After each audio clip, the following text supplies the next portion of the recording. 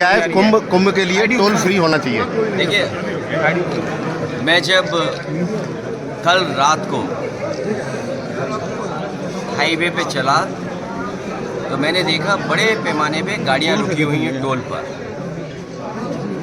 Toll पे जो गाड़ियां रुकी थी उनके साथ साथ जहां बसों को स्थान मिल जा रहा था वहां पर रुक करके सब अपने भोजन खाने पीने का इंतज़ाम कर करके बैठे हुए थे।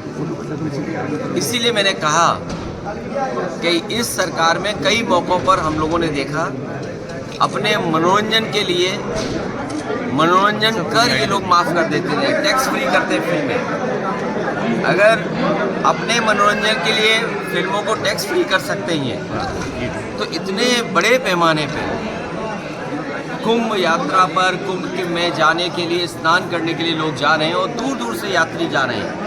सोचिए, जिन परिवारों से मैं मिला वो हिमाचल के थे, हरियाणा के मिले, मुझे दिल्ली के मिले। लोग इतनी दूर से चल कर के आ रहे हैं, न जाने कितना तो उन्हें टोल देना पड़ रहा होगा। जब आप 10,000 करोड़ से ज़्यादा का कुंभ कर रहे हैं तो ये टोल माफ़ करना कोई बड़ी बात नहीं है, इसलिए टोल कर इनके लिए माफ़ हो जाना चाहिए। आपने लोकसभा में सूची की मांग की, मृतकों की सूची जारी। ये सरकार छिपा क्या रही है? हमें आपको सोचना चाहिए कि आगे जो सरकार 40 करोड़ लोगों का स्नान के लिए गिनती गिन रही है और हर स्नान के बाद वो करोड़ों की गिनती बता देते हैं। जो लोग करोड़ों की गिनती गिन रहे हैं वो केवल उन बातों को नहीं बता पा रहे कि जान कितनी गई है, लापता कितने लोग हैं। हम और आप लोग लगातार खबरें सुन रहे हैं, कोई अपने पिता को ढूंढ रहा है, कोई अपने परिवार के दूसरे सदस्यों को ढूंढ रहा है, भाई भाई को ढूंढ रहा है, बेटी पिता को ढूंढ रही है। तो ये जो घटनाएं सुनने को मिल रही हैं कि बेटा के पिता एक्सपायर हो गए हैं, उनको डेथ सर्टिफिकेट नहीं दे रहे। आखिर क्या छिपाना चाहती सरकार? जब आपने कह दिया है कि कुंभ में मरने वालों के जिन परिवारों की जान गई है उनको 25 लाख का मुआवजा देंगे, मदद करेंगे उनके परिवार की, तो ये गिनती क्यों छिपा रहे हैं आप? ये गिनती इसलिए छिपा रहे हैं क्योंकि उनको मुआवजा न देना पड़े। और बड़े पैमाने पे लोगों की न केवल प्रयागराज में कुंभ में जान गई है, बल्कि जब यात्रा करें हैं आने पर जाने पर बहुत सारे लोगों की जान गई। हमारी सरकार से मांग है कुंभ यात्रा में जिन जिन लोगों की जहाँ कहीं भी जान गई है, गोरखपुर में ही बड़े पैमाने पे गोरखपुर के लोगों की जान चली गई, उनकी मदद होनी चाहिए। आज भी अखबारों में पढ़ा मैंने कि कुछ परिवारों की जान चली गई। तो कुंभ में जान जाने वालों की, दूसरे प्रदेश के जो लोग आए जिनकी जान गई उनकी, और कहीं भी श्रद्धालुओं का एक्सीडेंट हुआ उसकी जान गई है तो सरकार को मदद करनी चाहिए उनकी। सर, दिल्ली विधानसभा चुनाव परिणाम आ गया। देखिए, दिल्ली का परिणाम जो हमने आपने देखा, आपको हम चाहते थे कि आप पार्टी जीते, आप पार्टी नहीं जीती, बीजेपी जीती है। लोकतंत्र में हम जनता का जो भी फैसला वो स्वीकार करते हैं, लेकिन उत्तर प्रदेश की हमने आपने लूट देखी है। ये जो लोग मिल्कीपुर एक विधानसभा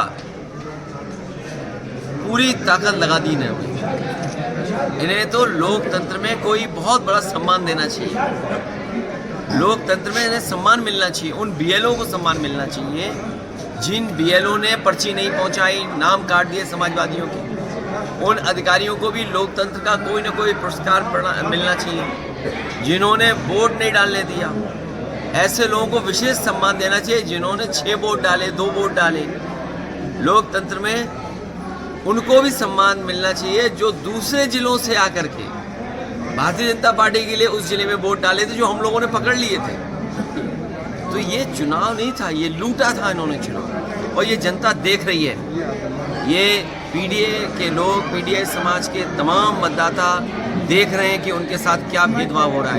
भैया जो लोग मिल्कीपुर जीत करके कोई संदेश देना चाहते हैं, अयोध्या की हार मिल्कीपुर की जीत बराबर नहीं कर सकती है। अयोध्या की हार हमेशा हमेशा के लिए अयोध्या की हार रहेगी, वो बदला नहीं हो सकता मिल्कीपुर की जीत। जो लोग ये कह रहे हैं मिल्कीपुर जीत करके बदला ले लिया, अयोध्या का बदला कोई नहीं हो सकता। अयोध्या की जनता ने अयोध्या में जिताया था, ये चुनाव भी जीत जाते, लेकिन इन्होंने बड़े पैमाने पे बेईमानी की है।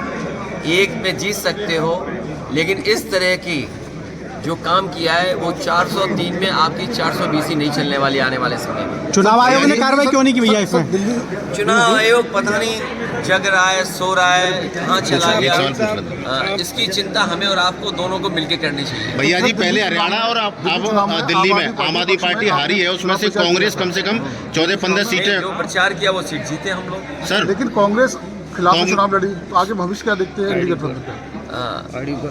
इंडिया गठबंधन मजबूत होगा, नहीं, लेकिन हरियाणा में इंडिया गठबंधन और मजबूत होगा।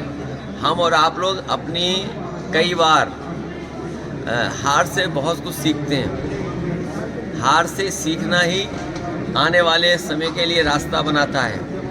और सच्चाई तो ये पत्रकार साथियों, अगर आपको याद हो, चुनाव शुरू होने से पहले मिल्कीपुर का मैंने कहा था कि पत्रकार साथियों आपको ज़रूर आना चाहिए। ये महाकुंभ की तरह 144 वर्षों बाद ये उपचुनाव हुआ है। ऐसा उपचुनाव आपको 144 साल बाद ही देखने को मिलेगा। आपने ये मौका, आपसे ये मौका खो दिया, चूक गया। इसलिए मैं आपके माध्यम से कहना चाहता हूँ, लोकतंत्र के जांबाज लोग जिन्होंने ये चुनाव जिताया है, उन्हें प्रमाण पत्र मिलना चाहिए, उन्हें सम्मान मिलना चाहिए। लोकतंत्र जांबाज के नाम पर उन्हें सम्मान देने का काम कोई ना कोई तो करे उनका। सर, हरियाणा और दिल्ली में आपस में कांग्रेस और आप लड़े तो हार का एक रीजन वो भी मानते हैं। मैंने आपसे कहा, हारने के बाद बहुत कुछ सीखने को मिलता है और हमें उम्मीद है आने वाले समय में इंडिया गठबंधन और मजबूत दिखाई देगा।